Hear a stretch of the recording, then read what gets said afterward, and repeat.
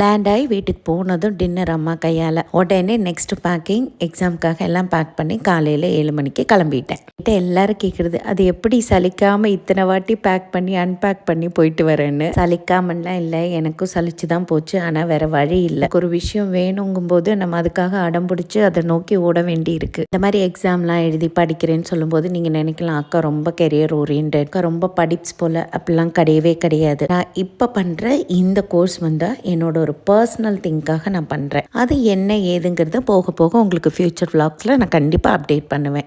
புளியோதரை அம்மா railway station கொடுத்து விட்டுருந்தாங்க. இந்த ரயில் பயணத்தில் என் கூட இருந்தது ஒரு ரிட்டையர்ட் கப்பல். 2 பேருமே 60+. நாங்கள் எக்ஸ் மிலிட்ரி. அவங்களோட ரிட்டையர்மெண்ட் லைஃப் இயர்லி ஒன்ஸ் எங்கேயாவது ட்ரிப் போகிறது அப்படின்னு என்ஜாய். நைட்டுக்கு டின்னர் ஸ்விக்கி ஆர்டர் போட்டிருந்தேன். கோயம்புத்தூர் ஸ்டேஷனில் டெலிவர் பண்ணாங்க. சாப்பிட்டு ஏர்லி மார்னிங் 7 o'clock ட்ரெயின் நான் போக வேண்டிய இடத்துக்கு ரீச் ஆயிட்டு. இனி கொஞ்ச நாள் விளாக்ஸ் ஃப்ரம் கடப்பா பார்க்கலாமா?